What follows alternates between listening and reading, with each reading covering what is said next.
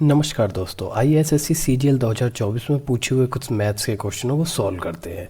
तो हमारा पहला क्वेश्चन है, a person earns 16,000 per month and spends 80% of his income and saves the remaining amount. ठीक है, 16,000 रुपये कमाता है, 80% खर्च कर देता है और बाकी का बचा लेता है। ठीक है, आगे क्या कहता है, if his income increases by 20% and expenditure by 10%, find the percentage of increase in his saving. उसकी सेविंग में इंक्रीज कितना हुआ हमें ये बताना है। ठीक है, तो सबसे पहले इस क्वेश्चन को सॉल्व करते हैं। अब यहाँ पे हमें दे रखा है कि वो 16,000 कमाता है। अब इसकी क्या रिलीवेंस है इस क्वेश्चन में, अभी हम जब सॉल्व करेंगे तो हम इस चीज़ को देखते हैं। ठीक है, सबसे पहले हमें मानते हैं कि उसकी इनकम, हम क्या करते हैं, लेट कंसीडर करा सबसे पहले कि उसकी जो इनकम है कितनी है, ₹100 है। ठीक है, कितने रुपए है, 100 रुपीज़ है। ठीक है, अब वो कहता है कि इसमें से वो कितने एक्सपेंडिचर कितने कर देता है, 80%, 80 रुपये उसने खर्च कर दिए। ठीक है, तो उसकी सेविंग कितने की आई, सेविंग आई उसकी 100 minus 80 is equal to 20 rupees की। ठीक है, 20 रुपये उसने क्या कर लिए, बचा लिए। ठीक है, अब नेक्स्ट कंडीशन में क्या कहता है, उसकी इनकम को हमने इंक्रीज़ कर दिया 20% से।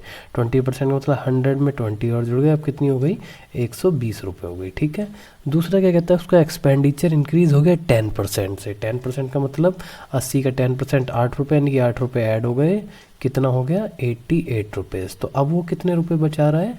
ठीक है, देखें तो यहाँ से आ गया 12, रह गया ₹32। कितने रुपए बचा रहा है, 32। अब हमसे पूछा percentage increase in his saving, यानी कि उसकी सेविंग में कितना इंक्रीज़ हुआ।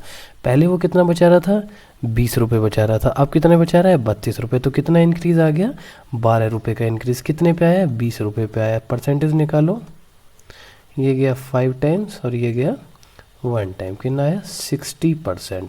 अब इस क्वेश्चन में ये बताओ, इस 16,000 रुपये की क्या रिलीवेंस है। कोई रिलीवेंस नहीं है, लेकिन अगर आप इसे 16,000 लेके सॉल्व करोगे तो ये सवाल बहुत लेंदी भी हो जाएगा। और आप ये मानो कि अगर उसने इसकी जगह आपको ये वैल्यू दे दी 49,999, उसकी सैलरी इतनी है, तब वो ये करता है, आंसर तब भी 60% आता।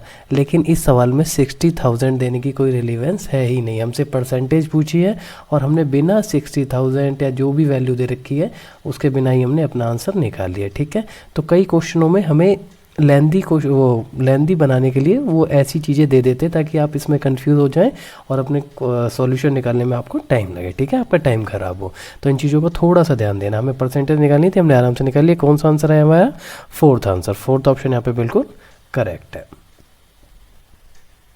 चलिए दोस्तों, अपने नेक्स्ट क्वेश्चन की तरफ चलते हैं। हमारा नेक्स्ट क्वेश्चन है, without doing the actual division find the remainder when 28735429 is divided by 9। यानी कि इस संख्या को जब 9 से डिवाइड करें तो क्या रिमाइंडर आएगा, ये बिना भाग करे बताओ। ठीक है, तो कैसे बताएंगे, देखो 9 से जब किसी भी संख्या को हम डिवाइड करते हैं, ठीक है, 9 की डिविजिबिलिटी का रूल क्या है कि उसके सारे डिजिट्स को ऐड करें। मान ली कोई भी संख्या है ABCDEF, ठीक है, तो इनको A plus B plus C plus D plus E plus F, अगर इनसे बनी हुई संख्या जोड़ के जो भी आएगी, अगर वो 9 से डिवाइड हो जाती है तो पूरा नंबर 9 से डिवाइड हो जाएगा। ठीक है, अब हमें यहाँ बताना है कि रिमाइंडर कितना है। ठीक है, तो हमें दे रखा है 2 plus 8 plus 7 plus 3 plus 5 4 plus 2 plus 9। ठीक है, इन सब का सॉल्यूशन निकालते हैं तो 8 और 2 10, 17 20 25 29 31 और 9 40, 40, यानी कि 40 है। सबका सम कितना, 40।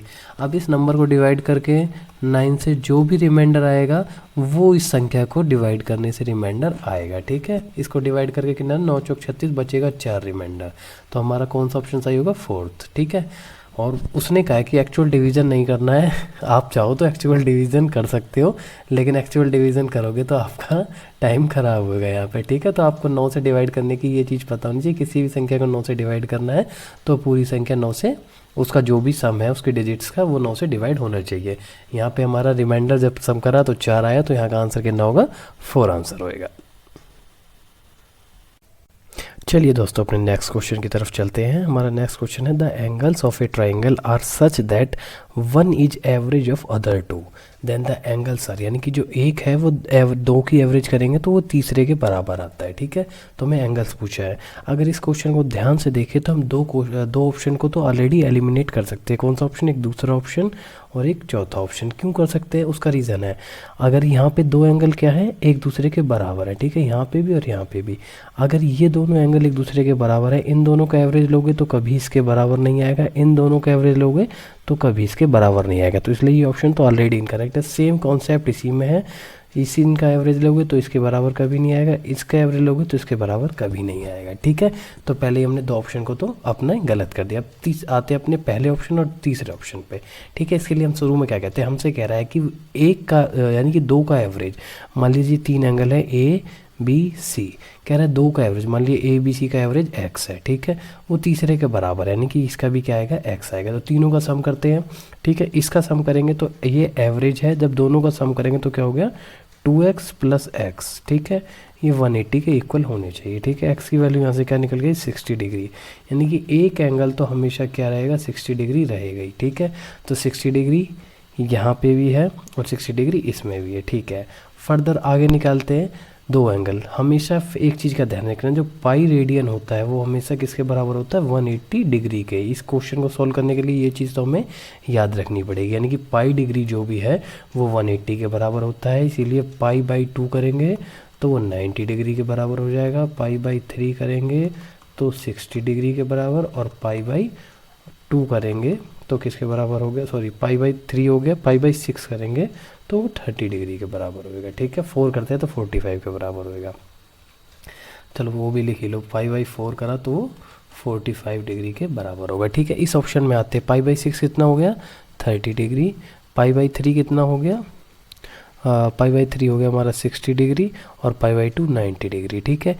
इन दोनों का अगर हम एवरेज करेंगे 90 + 30 120 डिवाइड बाई 2 = 60, ये ऑप्शन बिल्कुल करेक्ट पहले आएगा। फिर भी चलो थर्ड ऑप्शन का चेक कर लेते हैं, 30 डिग्री 60 डिग्री 45 डिग्री, इन तीनों का सम करो 90 135 हो रहा है। ऑप्शन ऑलरेडी गलत है, तो कौन सा ऑप्शन चाहिए, फर्स्ट ऑप्शन हमारा बिल्कुल करेक्ट है, यानी कि ऑप्शन 1 ये वाला ऑप्शन बिल्कुल हमारा क्या आ जाएगा, करेक्ट आएगा। इसमें यही था कि जो पाई रेडियन होता है वो हमेशा ध्यान रखना किसके बराबर होता है, 180 डिग्री के बराबर होता है। थोड़ा सा एवरेज का यूज़ करोगे तो आप अपने आप आराम से इस क्वेश्चन को निकाल सकते हो। चलिए दोस्तों, हम अपने नेक्स्ट क्वेश्चन की तरफ चलते हैं।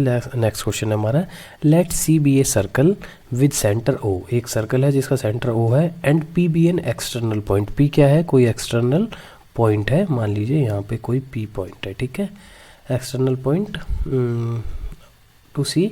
Late P A and P B two tangents to C. P और पी बी टू टेंजेंट्स है सी पे, मान लीजिए पी और ये रहा, ठीक है, पी, या मान लीजिए ये आ गया पी ए और ये आ गया कोई,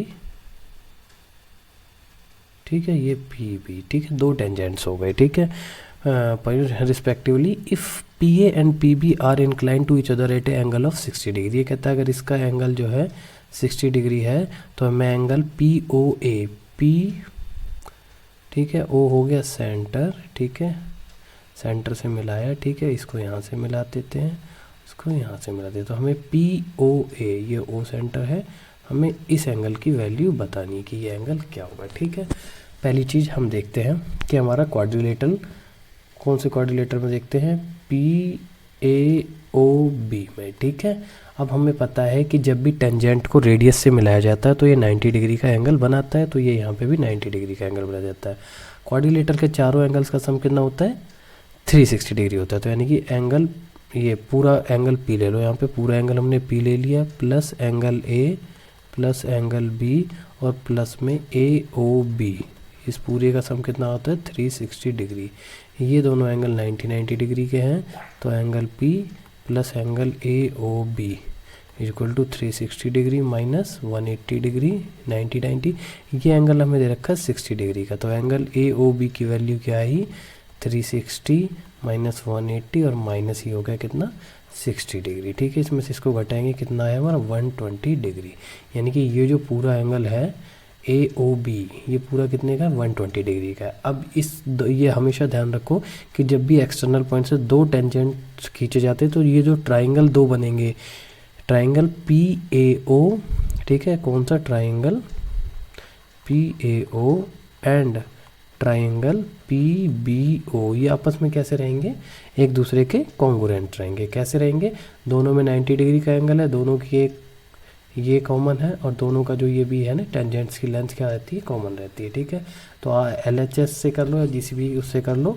ठीक है, ये तीनों आपस में ये दोनों ट्राइंगल आपस में क्या रहेंगे, कॉन्ग्रुएंट रहेंगे। जब कॉन्ग्रुएंट रहेंगे तो ये वाला एंगल इस एंगल के क्या रहेगा, इक्वल रहेगा। यानी कि हमारा जो रिक्वायर्ड जो आंसर है, यानी कि एंगल POA वो बराबर होगा हाफ ऑफ एंगल AOB के। ठीक है, बराबर होगा half of 120 degree equal to 60 degree. तो हमारा रिक्वायर्ड आंसर क्या है, 60 डिग्री।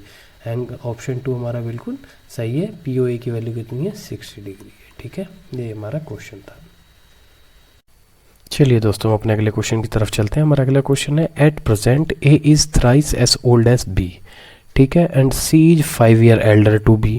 दोनों का रेफरेंस B से दे रखा है, तो सबसे पहले हम मानते हैं कि B की जो एज है वो X ईयर है। ठीक है, हमने क्या मान लिया, B की एज X ईयर है। तो A की एज और C की एज कितनी हुई, A की एज हो गई थ्राइस, से 3 गुना है तो 3x हो गई। C की एज कितनी हुई, इससे 5 साल बढ़ा है तो x + 5 ईयर। फर्दर कहते थे sum of ages of A, B and C is 75 year. ठीक है, तीनों को ऐड कर दिया, कितना आया 75। ऐड करेंगे तो हो गया 5x + 5 is equal to 75, 5x is equal to 70 और x इज इक्वल टू 14। यानी कि x की वैल्यू कितनी आई, 14। यानी कि B की एज 14 है, इसकी 42 है, और C की एज अगर निकालनी है तो 19 साल है। ठीक है, ये 3 चीज़ें। अब हमसे आंसर में क्या कहता है, the ratio of the age of V 5 years ago, यानी कि 5 साल पहले। तो आप 14 का 5 साल पहले कितने का होगा, 9 साल का होगा। ठीक है, टू द इसका रेशियो निकालना है किससे, to the age of A 3 years from now, यानी कि अब से 3 साल बाद। 42 का है, 3 साल बाद कितने का हो जाएगा, 45 का। ये रेशियो बताना है। तो ये रेशियो कितना आएगा, ये गया 1 टाइम, ये गया 5 टाइम, 1:5, जो हमारा आंसर है। कौन सा ऑप्शन हो गया, फोर्थ ऑप्शन हमारा बिल्कुल करेक्ट हो गया। ठीक है, एज के बेस सवाल था और आसानी से हमने सोल्व कर लिया। ठीक है, धन्यवाद दोस्तों।